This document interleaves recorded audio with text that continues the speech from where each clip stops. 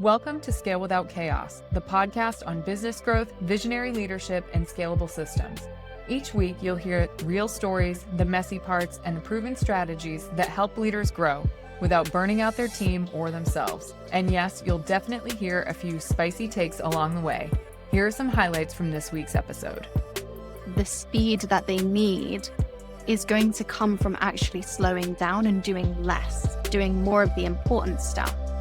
What we talk about on this podcast as well is all about building businesses so they scale, not building businesses that are going to need a Herculean hero's effort to keep them running. And now, this week's episode. Hi, everyone. Welcome back to Scale Without Chaos. I am your host, Samantha Reel, and today I am joined by Noor Barrage.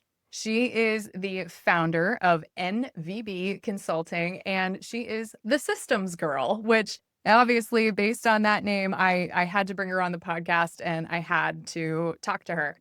So today before I let Noor introduce herself, we are going to be talking about the processes and systems part of the Scale Without Chaos framework. So as I've said, I think 100 times on this podcast already, and we don't have a lot of episodes in so far, is that every single business issue tracks back to people, processes, or systems.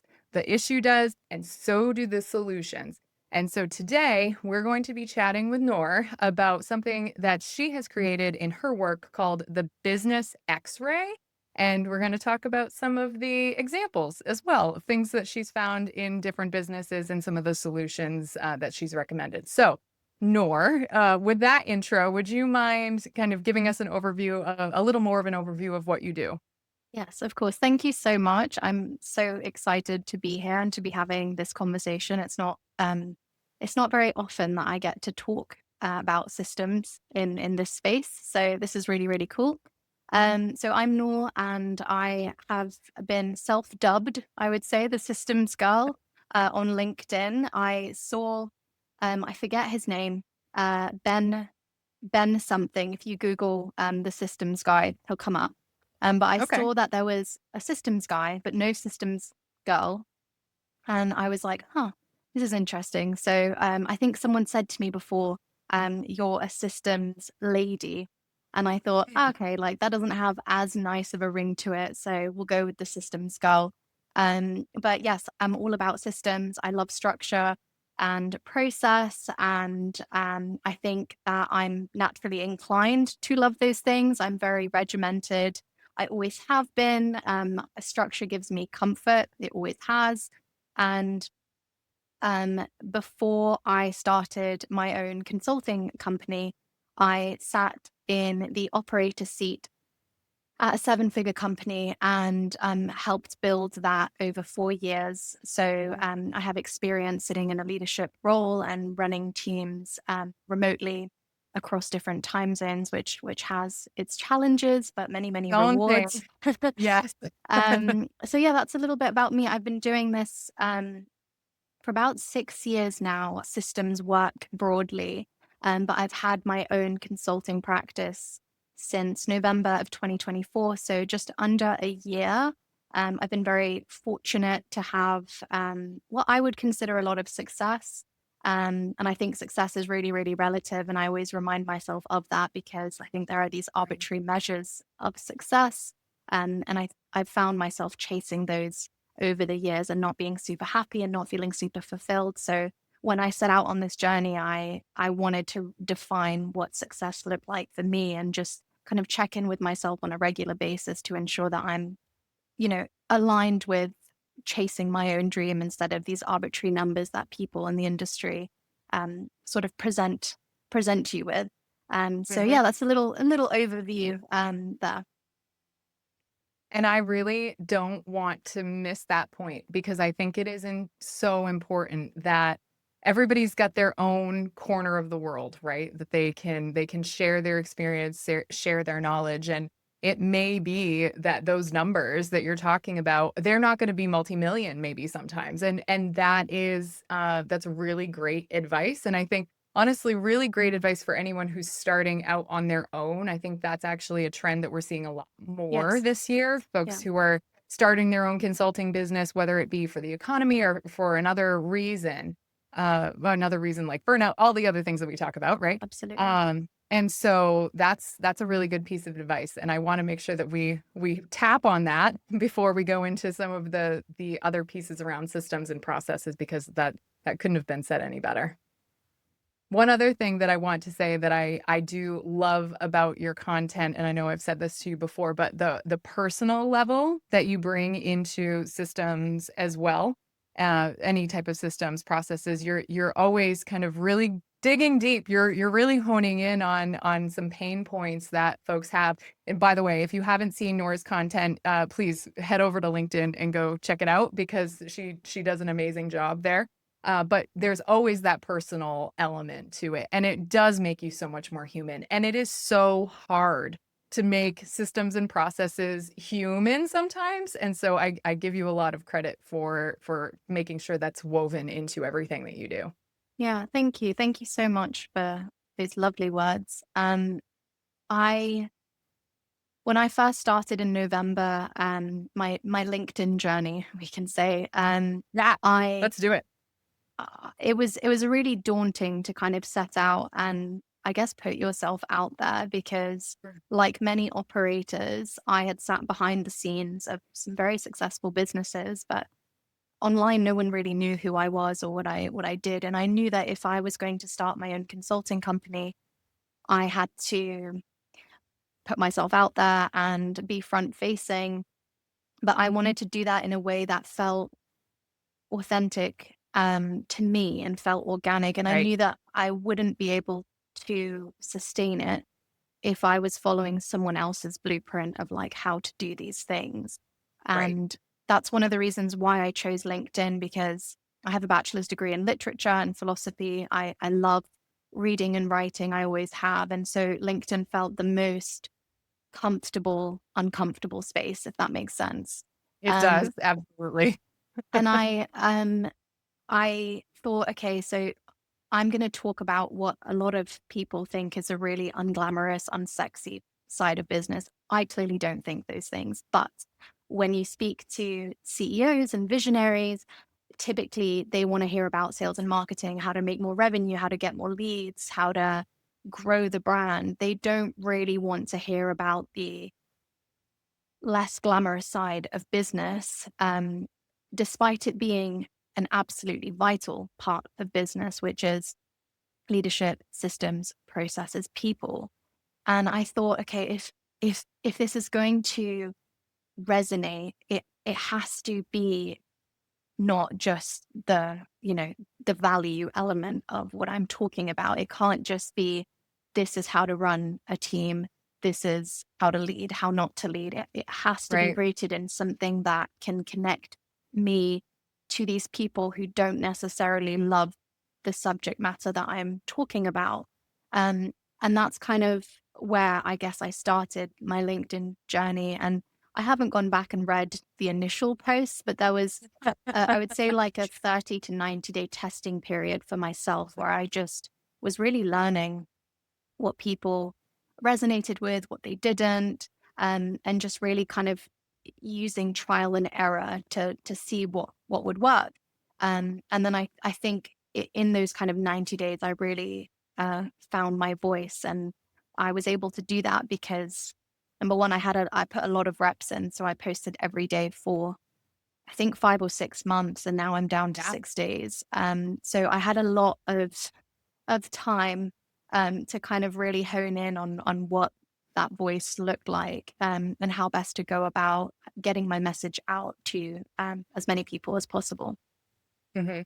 Well, it comes off as authentic, and it comes Thank off you. as very, very passionate, and, it's very clear that just from that you love what you do. So even if the CEOs or some other folks who, don't necessarily appreciate it all, it comes across that you do. Thank And you. so that's why I wanted to dig into some of your business X-ray discussion points. So Can you just take a quick minute and explain what business X-ray is for you and your business, and then we can hop into some of those stories.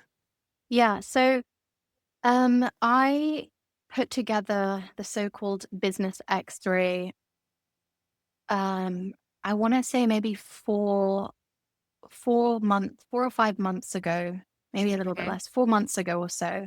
And essentially, the reason that I put that together is because I kept having conversations with CEOs where um, they didn't know where the issues were. And Yes. if they knew if they thought they knew where the issues were, Mhm. I thought differently. So I was being asked by a lot of these CEOs in these conversations that I was having, um, what am I missing? What am I not seeing? Mhm. Obviously, there had been an element of trust that I had built with these people in these conversations for them to want my opinion and my kind of take on things. But I think they Right. recognized that there's a lot of power in having someone come in with a completely different lens and x-raying the business and identifying where there are potential gaps. And if there aren't, massive gaps right now, one of the things that I was getting asked is things are going well right now. I have a goal to get to, this in revenue in the next six months or whatever. Mhm. Um, what are the gaps that are going to what are the issues that are going to pop up while I'm building towards that? Like, can you help me preempt those issues by telling me what they are and then supporting me in building? Mhm. Um, so the business X-ray was something that came out of those conversations, and essentially is where I go into a business, I have a look at a lot of things, I ask a lot of questions, I play detective a little, and I present these CEOs with um, an overview of their business, where the gaps are, where the potential upcoming gaps will be. Like, here's the problem right now. Once we solve this, here's the next problem that you will run into. And here's how Mhm. to solve that. And here's what we can do so that when this problem arises, we've got the right structures in place around the right people to then have that problem be a much smaller problem than it would be if we did not have those things in place. Right. So that's Right. essentially what the business X-ray is. Initially, it was something that I sold on a landing page that I put together with my wonderful assistant. And as of recently, it's evolved into something that's a lot more fun for me, which is really important that um, I guess, try and maintain that element of fun in the work that Mhm. I do. And I actually did one with a really great founder yesterday where before the call, before the kind of formal business X-ray, I asked him to send me a load of stuff. He gave me access to his project management system, internal call recordings. He gave me access to his team to kind of speak to them. And then Yes. I prepared a board. I use a software called Miro, and it's Yes. brilliant. I that as well. I It's love it. Yes. fantastic. It's so Mhm. good. It's really great for like collaboration as well. And I've learned a lot of CEOs are very visual. So if you can kind of build things out for them and show them what that looks like, it connects a lot better. It clicks a lot better. Absolutely. But we sat on this call and I had said to him, okay, here's what the org chart looks like right now. Here's what it needs to look like by end of year in order for us to get closer to this goal. Here's what needs to happen. Here's what your day to day needs to look like. And we kind of went through that. So that's I think the version of the business X-ray that I would like to continue with, because he had a great experience. I had a great experience. I had a lot of fun before the call, during the call, and it ended in a more long-term fractional operator contract for Mhm. me, which is really, Right. really Yeah. positive. Um, Right. yeah, Those are always fun stories. I love yeah, those.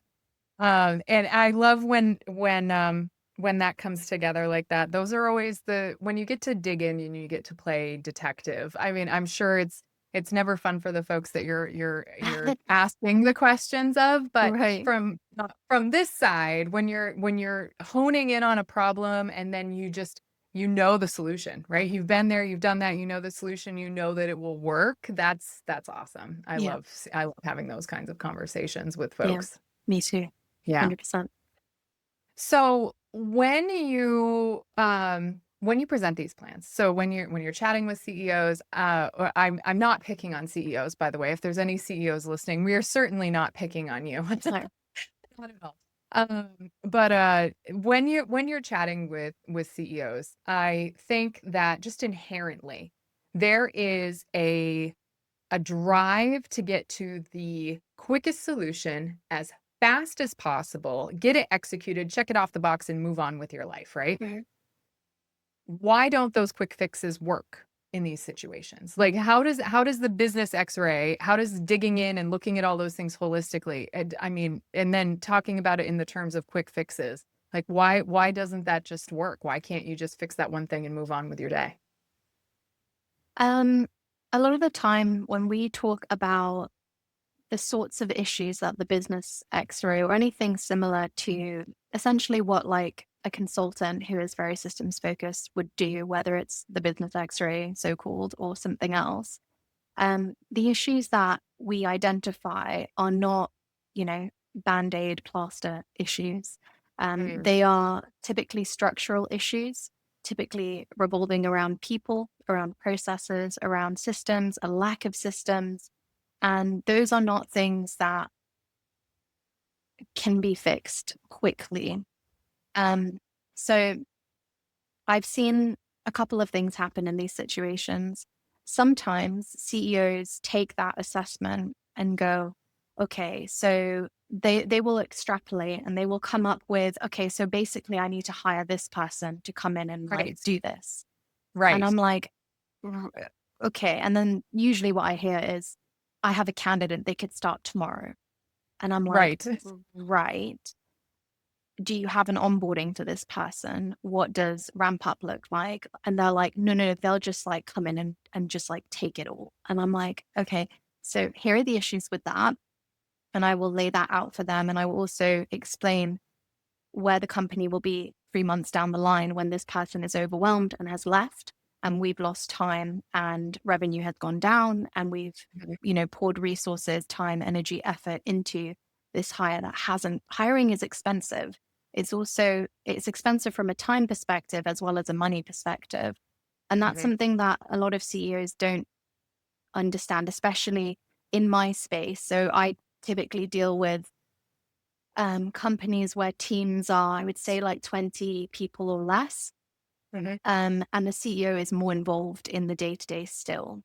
So, in those situations, the CEO typically thinks that hiring someone is the magical solution and they'll do that. Mhm. And then it usually does not work out because that person, the new hire, doesn't have the right structure and support around them to come in and really succeed. Mhm.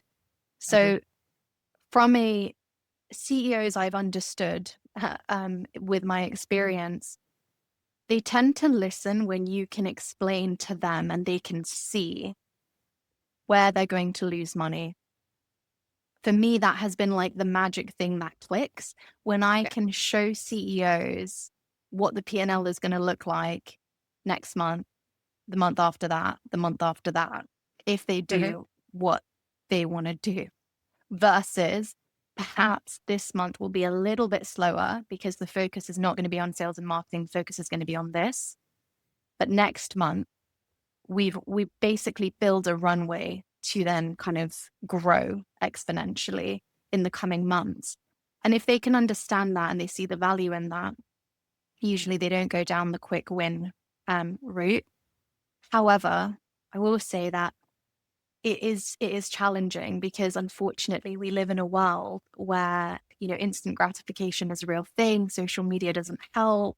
You know, now if you are hungry, you can have, you know, ready-made food delivered to your door in 20 minutes versus, you know, 30, 40 years ago, you had to like go out, walk to the shop, get the food, cook the food, you know. So we live in a really bizarre world where we're taught that things can happen a lot faster if you just throw money at them. Typically, that's, what it looks like. Right. But again, I'm in a very lucky position where I have been fortunate enough to pick the people that I get to work closely with. So I'm very honest and transparent with everyone, but I've had a few people who I've done the business x-ray with who've gone, okay, like, we can fix this in 2 weeks. And I'm like, well, actually, no, we can't. Like, it's going to take about 3 months. And that's like a conservative estimate. And Okay. they will be like, no, but like, we can do it in 2 weeks. If we put our heads down together, we can do it. And I'm like, with all due respect, like, I don't need to put my head down and kill myself in the next 2 weeks. That's not how I do things. It's not what I advocate for. I'm not for the hustle. I'm not for that sort of work. If you want to do that with your business, it's your business. You do. I'm here to give you my professional opinion. And sometimes we part ways. And then I get a virtual knock on my door a couple of weeks later going, "Oof, you were right. Like, how can we pick things up?" Mm. So it's a tricky one. There isn't like a perfect solution, but I think the people that I tend to attract are the ones that are open to being challenged and to hearing me when I kind of tell them, like, I've done this for many, many, many businesses. The company that I was the operator of for many, many years, that company helped people build online businesses. So I've worked with Okay. in the hundreds. And usually that, gets people to trust me, I guess, and in understanding that I know what I'm talking about. But you will have, the occasional couple who think that they can, move heaven and earth to make something happen. But I tend to not take those contracts and not work with those people for very, very good reasons, I would say. The statement, just put our heads down and we can get it done, that it brought out an Yeah. emotional Yeah. reaction for me. It's like, yes, absolutely. I mean, yes, that is a choice, right? That Right. that is a choice. You can certainly make that choice, but it is the difference between building sustainability Right. and building band-aids, right? Absolutely. If you make that choice, you will be back here, is my Yeah. quote. Nor if you make that choice, I don't know when it will be, if it will Right. be six years, but you will be back here. And a lot of times that's the wait, right? That's their company, that's their role as CEO, is to say, yeah, you know what? That's a tomorrow problem, which is Yeah. my other favorite thing that people say. Yes. That's a tomorrow problem. And so it's just it's amazing to me. And I mean, a lot of what we talk about on this podcast as well is all about building businesses so they scale, Yeah. not building businesses that are going to need a Herculean hero's effort to Right. keep them running. Just Yeah. not where we want to go. I mean, if you do, that's great. That's your choice, Yeah. but not where I'm Absolutely. going. And I think another thing that I think is really interesting, and I've been talking to my partner a lot about this because he's in corporate and he works at a big bank, and so like he's very intrigued with the world, I guess, that I operate in and the lingo and how Hmm. that's similar and dissimilar to the Right. corporate lingo.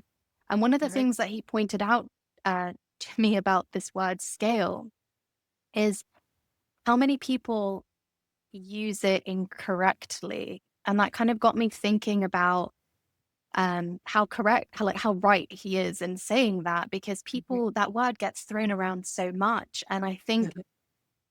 I had this back and forth with this gentleman on LinkedIn who is a very big advocate of hustling Uh-huh. and Yeah. hustling to scale. And I think it's very Mhm. interesting that he follows me and he comments on I would say like almost all of my posts, because we're in very different camps. But he is a big advocate of hustling to scale. And Mm. my, I guess, thought process around this is anyone can hustle for a period of time. Um, However, when you think of scaling is growing at a, decent pace, I would say, a Mhm. business, an organization, an entity. And you cannot hustle your way to that level of growth because you need structure to get to the next level of growth. And I think what a lot of people misunderstand when we see these like larger online businesses talking about how they scaled to an X number. Mhm. I've been on the inside of those businesses, and usually what they're saying is, I brought in six figures when I launched this product in August. In September, we've barely made 10K. And that isn't scaling. So one of the things Mhm. that I've been thinking about a lot over the last couple of weeks, and I'm trying to find a way to weave this into what I talk about on LinkedIn, is establishing a baseline. So for Mhm. me, scaling is when you were bringing in 100 grand a month. That was your baseline. Now you've scaled to 150 grand a month. That is your new baseline, not this kind of up and down, up and down, up and down. That signals to me that the business is unhealthy and that something is broken. And what people fail to understand is that if you continue hustling, you're always going to have that up and down because it's dependent on your energy. And we have a Yep. finite amount of energy. And burnout is a very, very real thing that, we've all experienced, unfortunately. So I just think this word scale, whenever it pops up, I'm like, I have my thoughts on it. It's so true too. And the way that I always describe the growth aspect of it, Mm, very similar to what you just said, is your baseline is 100, now it's 150. I cannot take credit for this statement. This actually comes from a colleague of mine, and this is way back from when we were talking about how she was implementing a PR plan at a global publicly traded company that we both worked at. mm, She was saying, "We want mountains, we want mountain ranges, we don't want skyscrapers," right? mm. So that big bump, what Yeah, we're moving towards is this. And what happens for you and your team when you have mountain ranges and not skyscrapers is you're not doing this whiplash back and forth. You're not having to sustain all of the massive amounts of energy that it takes to do that. There's a reason that it's an up and then a down. It's because you can't maintain that kind absolutely. of an environment. And so I completely agree with you is that scale is used in an incorrect way Yeah, most times. And I don't think that we dig into it enough in terms of talking about what it does fully mean. So I guess that's on us now, Nor, yeah, to start that narrative. yeah. I like the challenge. I'm sure between the both of us, we'll be able to come up with something for sure. I like it. I think we certainly can. Do you have any interesting examples of something that you found maybe when you went into did a business X-ray and that you can obviously talk about without naming names? Something that maybe that surprised you. I have one, but I'm curious to hear some things that you might have found. Um, I think the thing that I guess not maybe surprise is a good word. I think that systems have become a buzzword in the online business space.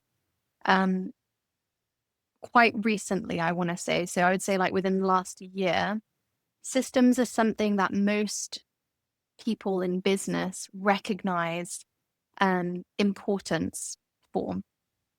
And I think it's because we've got people in the online space like Matt Gray of Founder OS, like Leila Hormozy of acquisition.com, who are more operationally sound, who are now talking about systems. And so before, we didn't have people with large followings, large personal brands talking about systems, and now we do. So I think CEOs, C-suite level people, founders, people in leadership roles are now going, oh, okay, so this is something that potentially warrants attention.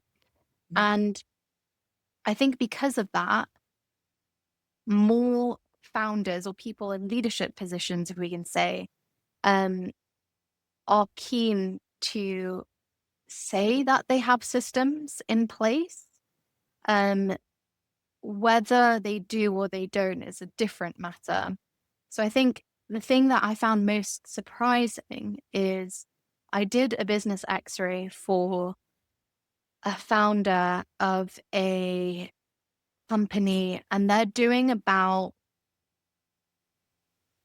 150 grand a month baseline um, consistently, and looking to scale beyond that. So acquire a new baseline.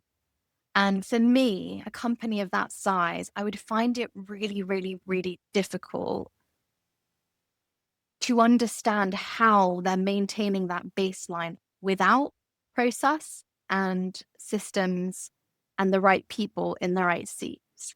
Mm. So I think I was really disillusioned when I went in and had a look, because I thought I was going to see just something very, very different. And I'll give it to them. They had a lot more structure than most.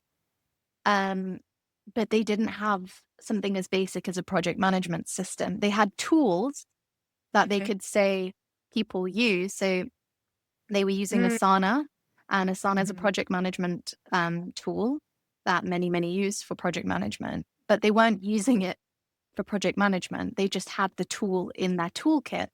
And I was like, I don't, this is incredible that this company has gotten to this level of revenue consistently. The company's been operating for, an over a year, Mhm. and they don't have something as basic as a project management system. They don't have clear um, job descriptions where, it's very, very clear who's responsible for what result each person is responsible for driving. And it just, yeah, I was just like, the world of online business is incredible because you can be making a lot of money.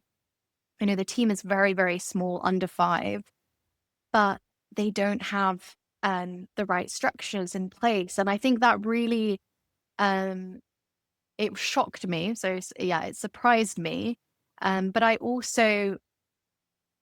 it also reaffirmed how vital this work is, because if a company, it's a testament to their product and to the founder, both incredible. Mhm. But if they're able to do that without the right structures in place, imagine what that company can do when the right structures are in place, when people aren't sitting in that reactive mode, when the founder has space to think and to lead properly, and Slack isn't popping off every, couple of minutes. It's just incredible. And that's, I'm sure for you as well, really, really exciting, because it means like people like us can come in and go, it's really, really simple to get these things in place. It really isn't very difficult. And once you No. do, it's going to be incredible. It's going to change everyone's lives personally. It's going to change the business. So it's really, really exciting. But yeah, definitely. Yeah, I was just staring at it for a while, like really, really shocked. I was like, I must be missing something. It must be here. Maybe I don't have access. No, it didn't exist. Definitely a surprise. I can absolutely see that. And it is so exciting. And I Yeah. say it all the time Yeah. that the most complex business issues are normally solved with really simple solutions. Yes. It's just taking the time to put those solutions into place. Yeah. And one thing that I love about what you just said is the fact that people confuse tools with processes and systems all the Absolutely. time. Yeah. And I don't think that's another thing I don't think we talk about enough, is that just because you have Asana does not mean you have a project management process. Just because it's amazing to me how often that happens. And I think that's another one of those Band-Aid check the box Mhm. exercises to say, oh yeah, we have Asana, we have a project management system. No, no, that's not how all of that works. And I love everything that you just said. It's so fun. So fun to think about the Yeah. possibilities with that business. Yeah, absolutely. What was yours? Oh, yes. So my favorite one, most recent, and he won't mind me sharing this because he's actually a very, he's become a good friend of mine. But I was asked by a CEO who runs a consulting business to come in and chat with him about his go-to-market strategy and what was he doing long term. He had some fairly aggressive growth goals shared with me, where he had been over the last few years, reasons for all of it. And so we talked about baseline and where he wanted to Mhm. scale to. And I said, okay, well, let's take a look at what you have for your system. And he said, okay, let's look. He pulled up a Google spreadsheet that they had entitled CRM. Oh, So wow. their customer relationship management was in a Google sheet that was entitled CRM. It was intricate, to say the least, intricate. And all of the information was Wow. there, but it was there was no follow-up. There was no system behind it. I won't get Right. into the details of the system, but there was no system behind it. It was simply there. It could not Mm, be used for anything actionable. And so when I explained that, I said, you have the information here, but now how do you use it? When I mm, started to have those types of conversations with him and his team about, okay, well, think about what we might be able to do to re-engage these folks. A lot of his business is not one-off, I would say, but it requires a lot of replenishment. What would happen if you had this information and could use it in a marketing campaign? Oh, I never thought about that. And right. so those are the types of those, and that's okay, right? A lot of what makes founders great, what makes early CEOs great is what they are doing their business in or their Right. product, right? That's what they're doing. And so it's not necessarily their strong suit, most times isn't, as I know you find this all the time as well, to build the foundation that will stick. Yeah, And absolutely. so that's honestly, I mean, that's what we're here for, but I do love those things that I am continually surprised by because again, it's you think it's just a I get into this trap. I don't know if you do as well. I get into this trap of so close to best practices. I'm so close to best practices that I sometimes forget that folks don't know what those are. Yeah. And so, I mean, that's where we both add value, obviously, but it is amazing to me, still amazing to me, some of the different ways and really very creative solutions that people have found to standard business issues. Yeah. I mean, like, people love a Google sheet. I And I think Google Sheets are great. They have their place, but, They do. can you run your entire business off of one? No, nor Mm. should you. I mean, perhaps you can for a period of time, but, after that, then you need to evolve, and so does your structure. Yes. The amount of revenue, the same thing, the amount of revenue that they had gotten to with a Yeah. Google spreadsheet was impressive. Yeah. I don't even know how they did it, to be completely honest. It was a lot of hustle by the CEO to remember to do all of the things. Yeah. And he recognized very early on that in our work together that that was not going to help him grow to the next baseline, to the next Yeah. place of where he wanted to be. And so that's the work that we did. And I still, that's my favorite example though, of just Yeah. a surprised by, oh, this is what Yeah. happens under. Yeah. I mean, it would have shocked me as well. So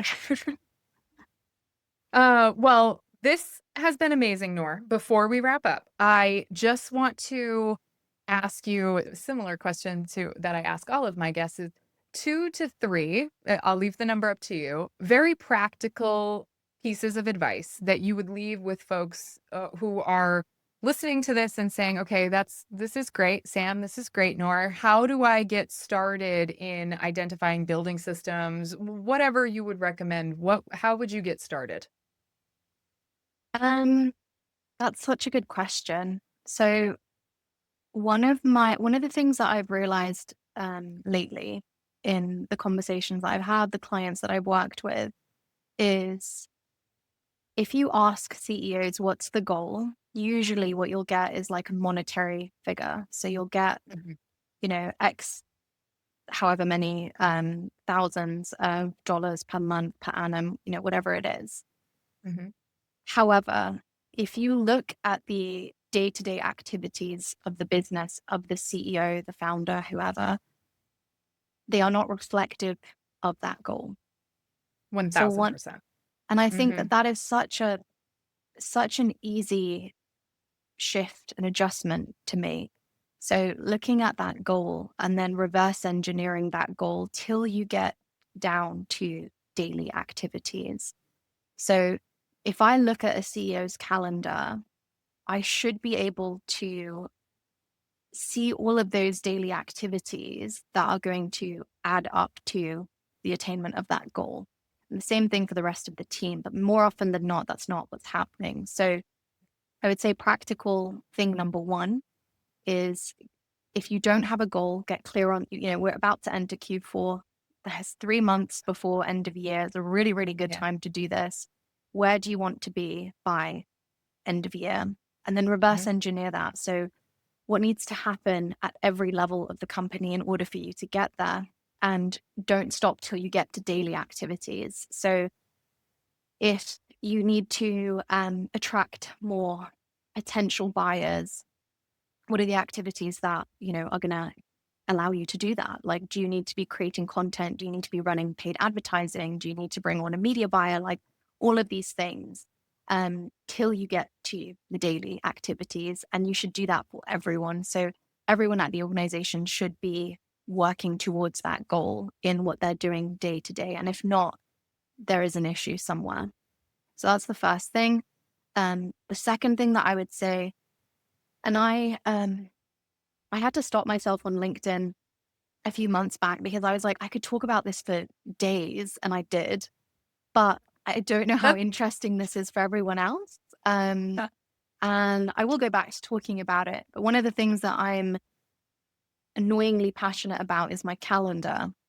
And the reason for this is because I live and run by my calendar. So if it's not in my calendar, I'm not doing it. If it's in my calendar, I know I'll get it done. Mhm. And usually people use calendars for meetings, and that's kind of it. One of the practical pieces of advice that I give to everyone is use your calendar for everything. So, when I go for a run, I'm trying to get my dog to like learn how to run with me. That's in my calendar. It's like, teach Luna how to run session Mhm. 2. Okay. And I know if it's in there, it's going to happen. So time block your important activities, time with loved ones, your reset time, your unwinding time, whatever you call it. Like, at the end of a week, look at your calendar, see where things went right, where things went wrong. What did you wish you had more time for? And then look at the coming week and block those activities out. Like, I have date night with my partner blocked out because I know if I don't, something else will Okay. get booked in, something will happen, and I won't Absolutely. have that time. And that's important to me. So that's the second thing that I would say. And the third thing that I would say is, on the success front, because this is something that I reflect on and I sit with a lot, because I am now trying to grow a presence on social media, which means that I am interacting with people daily who Mhm. are telling me to do one thing or another. And I think that in business, I think, the most valuable skills that you can develop is the ability to tune out the noise. Yes. And it's something that it sounds so silly and so, um, or not necessarily silly, but such a small thing. But the majority of CEOs I know don't have that skill. And Mhm. someone will come in and tell them that they'll go to an event. CEOs love events. They go to an event and they'll be like, oh, I was at this mastermind, and, like, there's this new thing that everyone, is trying, and like, we need to build this funnel. I'm like, but Mm. why? But why? Like, the funnel that you have is converting and it's bringing in Mhm. sufficient traffic. Like, why are we pouring resources into something that we don't really know is going to work, and it's deviating us from the plan? Which is why, going back to number one, have a plan. Yeah. Um, so I think I've become really, really good, and I fall into, sometimes I'm like, oh, I'm listening to too many people, and it's starting to impact me. So I need to go back and like reevaluate what I'm doing, why I'm doing this, etc. But I think Mhm. defining what success looks like for you and being really, really honest, and this is really, really challenging because, I grew up, my dad was in investment banking, like very, money oriented, goal oriented, like high achiever. And I grew up thinking that the more money I had, the more success I could attribute to myself, and the Fair. more respect that I would get in society. And, people would look at me in like a, really good way, all of these things. And it was only in my mid 20s that I kind of got there and realized I was really, really, really unhappy. And I was like, oh, this doesn't add up. Like, I'm really successful. I went, I've got like a fancy uni that I went to for my master's. People love seeing that. And there's a lot of dopamine when people bring it up. I'm like, yeah. But I was still really unhappy and I didn't understand why. And then I Okay. realized that most people, at least in my generation and older generations, grow up with this mold of what success is. And it's a very rigid mold that doesn't really allow for much leeway. If you're a woman, you be married by a certain age, own a house, have 2.5 kids, all of these things. And I realized that if I was going to have a happy life, which is something that I've always wanted, I had to like really sit with myself and reflect on what that looked like for me and then go after that and then tune everything out because everyone's going to have an opinion on what you do, how you do, when you do it, but they're not the ones that have to live with those decisions. You are. So yeah, that would be like my third thing in business and in life, because I don't like the word work-life balance because I never think that things are 50-50, but the work-life integration, like we work for a really long time, whether we have a 9 to 5 or we're, business people who own businesses. It's a really big component in our lives. And I think having the courage to be really, really honest and to go, I don't actually want to make millions. I would rather make a little less and do things that I really love and interact with people that I think are brilliant and, have a nice home and, do all of these things. But I don't, I don't want to sacrifice my health, my relationships to get there. And if you do, and you really, really do, not just you think that's what you need to do, but if you do, hats off to you, you do you. Like as long as you're happy and you feel great, then fantastic. Mhm. But I just think having that like reflection and just sitting with that and being really, really honest is, I think the thing that I'm telling everyone. So like I'm preaching this to my friends, my partner, like everyone. But I do think I'm really passionate about it because I felt very lost for so long and outwardly I had everything and I was really, really, really unhappy. And I think there are lots of people like that. And I think it's really, really sad and it doesn't have to be that way. So I'm hoping to put that out to a lot more people. I love that message. And I am going to give you a lot of credit for figuring it out in your 20s. Oh, I thank did you. not. I did not. And to what you're saying about kind of pushing through Yeah. that and living with that. So I will say I probably lived with it for another decade, and didn't do myself, my family, anyone, Yeah. any favors. But that is that mold that you feel like you need to Yeah. fit into. And so when you find, I love your idea of tuning things out, filtering things out, and Mm. that most CEOs can't do that. It's true. Yeah. It is actually true. It is a soft skill, Yeah. and that again, not enough people talk about. We should speak about more. That's a really good message to make sure that that gets out there as much as we possibly can. Yeah. And well done, like hats off to you for breaking out of that as well, because I think it's I think it's becoming easier and more Mm, acceptable to follow less conventional paths in terms of mhm. career and life. Um, I think that my generation was probably on the cusp of that. Like it's still, Mm. I grew up thinking I was going to be a lawyer and go Right. to like Columbia Law School and get a JD. And like, I don't know why, because I'm English. So in my head, I was like, I have to be a lawyer in America. Like that's the only way. And I'll do M&A and, be in the corporate world. And that's just what it's going to be. Mhm. But now I think it's becoming more acceptable because careers look very, very different than they did when I was at university in 2013. So yeah, so it's tough, but massive hats off to you as well for getting there because it takes a lot of guts and it's not easy at all.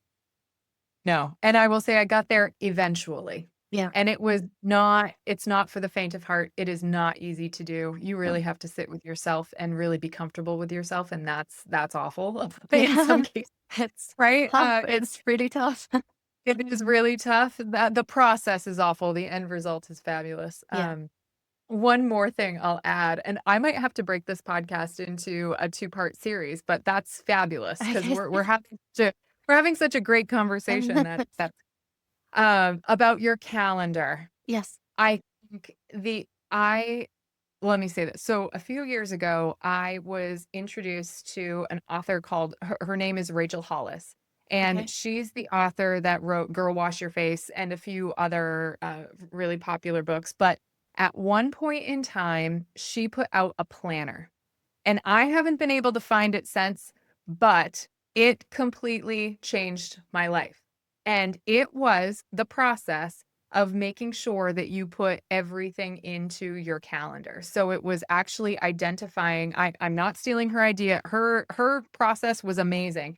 It was Mm. picking the top three things for the day that you needed to do and then actually time blocking them on a calendar. That completely changed my mindset about how I needed to handle what I was doing because everyone has a to-do list, right? Yeah. You completely forget about the time that it actually takes to do all of those things. And you end up by the end of the day not hitting any of them because you did what was actually your meetings. And so there was no good way to balance your meetings and your to-do list. And so Absolutely. I give a lot of credit to Rachel Hollis's planner, which I can't find it anywhere, but I would love to have one if it still existed, that helped do that. And I think it is important for executives all over to do that level of calendar management because otherwise you're going to get it to the end of your day and say, I hustled for what? I feel tired for what? What did I do today? Yeah. And I think this is why one of the things that I want, or part of the work that I do in my work with CEOs, is moving the CEO out of a place of reactivity, which Okay. is where CEOs love to sit, because there is an element of dopamine. I think that comes with just, Right. replying to Slack, replying to the email, doing a meeting, doing this. Like there's lots of stuff being done, but there's very little movement in terms of the Uh-huh. needle that's driving things forward. Hmm. And the calendar is so, so, so key, because if you can block out 2 to 3 hours to get, big, impactful pieces of work done, your organization can actually move a lot faster, which is, CEOs love speed, but they don't understand that the speed that they need is going to come from actually slowing down and doing less, doing more of the important stuff. I had a week last week, and I spoke to a friend of mine who's an operator at um, a great company yesterday. And he was like, "How was your week last week?" I was like, "Oh, it wasn't great, because I got to the end of the week and I was just sitting in this space of reactivity, and I had done lots of stuff, but nothing really shifted." And he was like, "That's the worst. So did you time block this week?" I was like, "Yes. And this week is going really freaking good." And he was like, "Ah, like amazing. Like, well done you for catching it." I was like, "I have to catch it. It's my job." Like, I Right. wouldn't be good at what I do.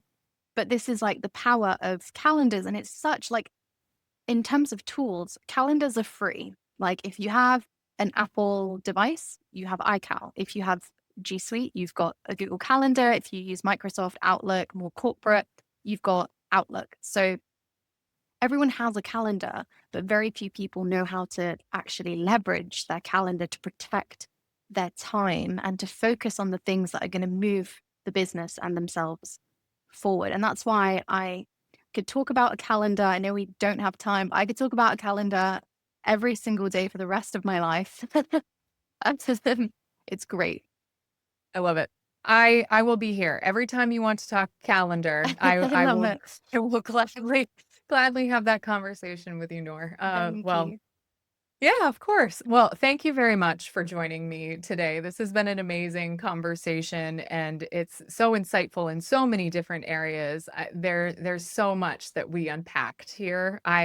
I'm going to have a hard time cutting this into clips, I think, that are going to do a really good job of summarizing the whole thing because we covered so many different topics. So thank Yeah. you so much for joining me on that. No, thank you so much for having me on. This has been so fun, and I can't wait for this to go out to everyone. So thank you. And thanks, everyone. We'll see you next week. Thank you for tuning in to Scale Without Chaos. If today's episode sparked new ideas or gave you a fresh perspective, do me a favor. Hit that follow button, subscribe for new episodes, and share this with someone who's going through what we talked about today. This podcast is all about visionary leadership, sustainable business growth, and the systems that make scale possible. For more content, free resources, and behind-the-scenes insights, connect with me on LinkedIn, follow along on Instagram at Scale Without Chaos, and subscribe to the newsletter. Until next time, keep building.